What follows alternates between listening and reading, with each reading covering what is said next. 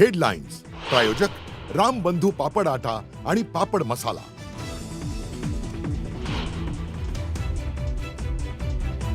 राज्यातील शेतकऱ्यांना मिळणार 2 लाख रुपयांपर्यंतची कर्जमाफी।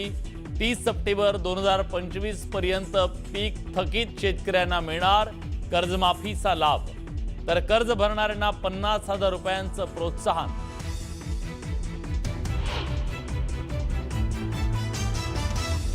मुख्यमंत्री माझी लाडकी बहीण योजना सुरूच राहणार। योजनेसाठी भरीव तरतूद दिल्याची माहिती। आणखी 25 लाख बहिणींना लखपती दीदी बनवणार, मुख्यमंत्र्यांची घोषणा।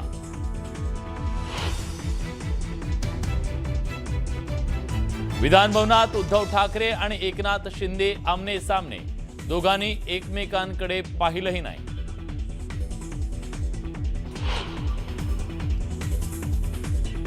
राज्यसभेचा अर्ज भरण्याचा 7 दिवस आधीच झाला विलीनीकरणाचा प्रयत्न। शरद पवारांच्या उमेदवारीला पाठिंबा देण्याची केली होती मागणी। विलीनीकरणाबाबत पवारांच्या पक्षाच्या नेत्याचा गौप्यस्फोट।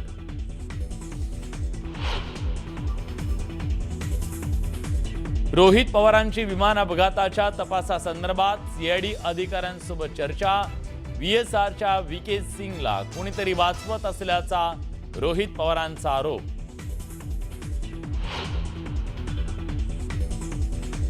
मराठा समाजाच्या कुणबी नोंदी नेमक्या किती सापडल्या हे खरं सांगा। मराठा समाज दुरावला तर तुमच्यावर वाळवंटासारखे दिवस येतील, मनोज जरांगेंचा सरकारला इशारा।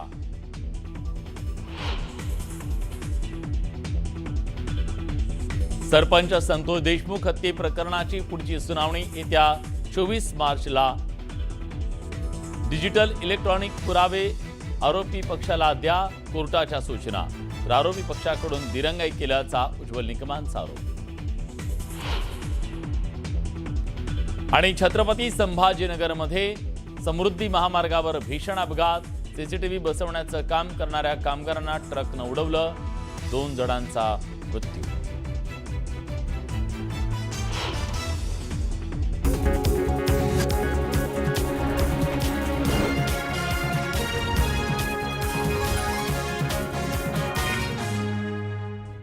न्यूज 18 मराठीच्या कॉटन किंग स्टुडिओ मध्ये आपलं स्वागत। मंडळी नमस्कार, मी विलास बडे। तुम्ही पाहताय आपला महाराष्ट्र आणि आपल्या महाराष्ट्रातल्या शेतकऱ्यांच्यासाठी राज्य सरकारनं एक मोठी खुश खबर दिली आहे। गेल्या अनेक दिवसांपासून ज्याची मागणी केली जात होती, प्रतीक्षा होती, ती कर्जमाफीची घोषणा आज अखेर मुख्यमंत्री देवेंद्र फडणवीस यांनी केली आहे। निवडणुकीच्या आधी मुख्यमंत्र्यांनी जो शब्द दिला होता तो अखेर पाळला, पण विरोधक त्यांच्या मर्यादा आणि नियमांवरून प्रश्न उपस्थित करतायत। पण राज्यातल्या शेतकऱ्यांना 2 लाखापर्यंतची कर्जमाफी देऊन एक मोठा दिलासा मिळाला। शेतकऱ्यांना 2 लाखांपर्यंत कर्जमाफी। पुण्यश्लोक अहिल्यादेवी होळकर शेतकरी कर्जमाफी योजना मी आज जाहीर करीत आहे। कर्जफेड करणाऱ्यांना प्रोत्साहन लाभ। राज्य सरकारची मोठी घोषणा। राज्यातील शेतकऱ्यांसाठी मुख्यमंत्री फडणवीसांनी मोठी घोषणा केली। 30 सप्टेंबर 2025 पर्यंत पीक कर्ज थकीत असणाऱ्या शेतकऱ्यांना 2 लाख रुपयांपर्यंतची कर्जमाफी राज्य सरकारनं जाहीर केली आहे।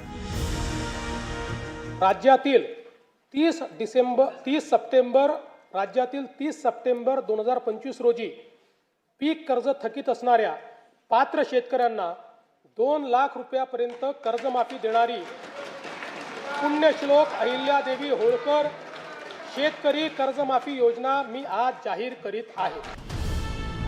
नियमितपणे कर्जफेड करणाऱ्या शेतकऱ्यांना सरकारकडून 50,000 रुपयांचा प्रोत्साहन लाभ दिला जाणार आहे।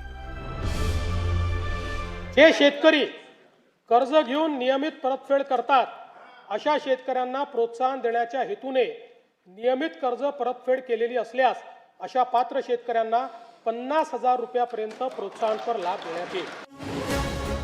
निवडणुकीच्या काळात सत्ताधाऱ्यांनी शेतकरी कर्जमाफीचं आश्वासन दिलं होतं, त्यावरून विरोधकांनी सत्ताधाऱ्यांची वारंवार कोंडी करण्याचा प्रयत्न केला होता। या पार्श्वभूमीवर सरकारच्या या निर्णयाला वेगळं राजकीय महत्त्व प्राप्त झालंय।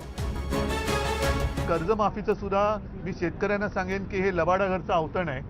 अजूनही त्यांनी 2017 का काही साली जी केली होती छत्रपती शिवाजी महाराजांच्या नावाने कर्जमुक्ती ती चालू आहे. ती योजना अजून चालू आहे. ती कधी ती पूर्ण करणार? आम्ही सुरू केली आणि कालबद्ध पद्धतीने पूर्ण पण केली.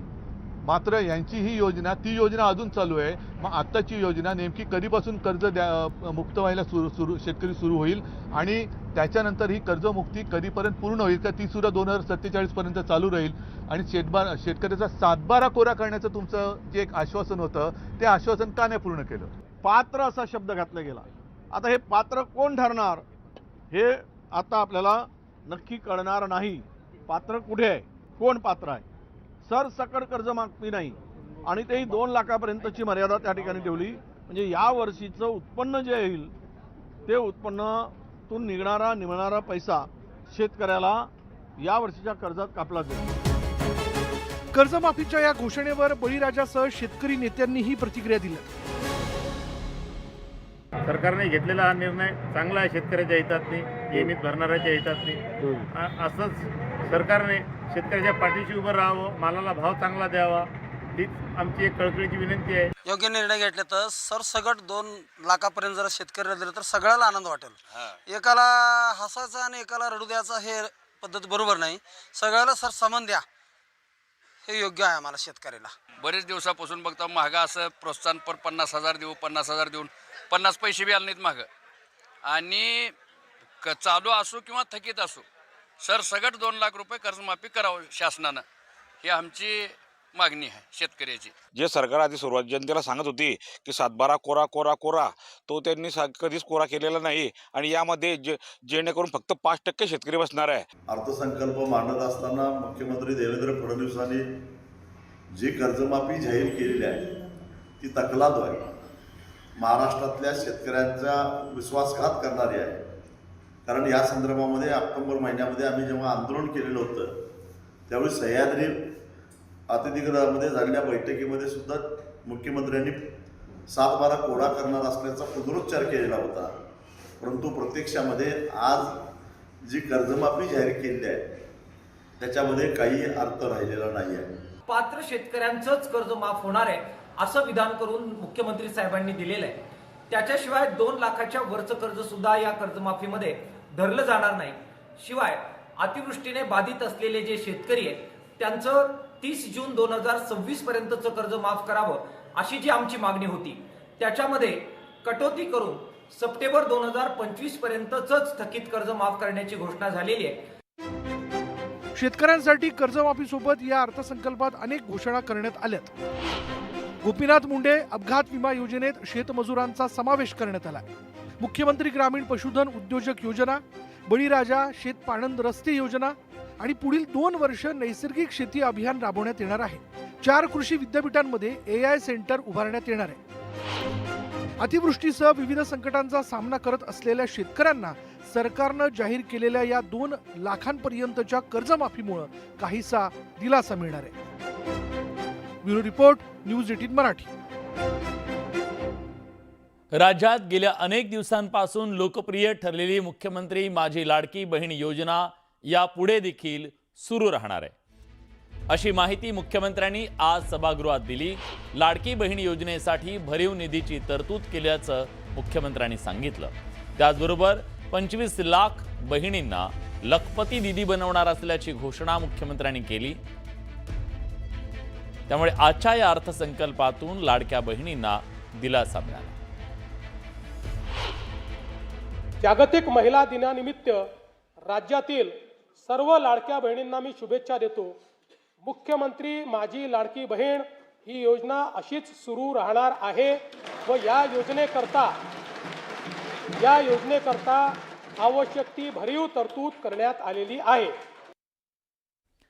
राज्याचे अर्थमंत्री आणि मुख्यमंत्री देवेंद्र फडणवीस यांनी अर्थसंकल्प सादर करताना राज्याच्या विकासाचा रोडमॅप सादर केला. या अर्थसंकल्पावर सत्ताधाऱ्यांसोबत विरोधकांनी प्रतिक्रिया दिल्या. असं आहे की जे शब्द आम्ही निवडणुकीमध्ये महाराष्ट्राच्या जनतेला दिले होते त्याची पूर्तता करण्याची कारवाई टप्प्याटप्प्याने या ठिकाणी आपण करत आहोत.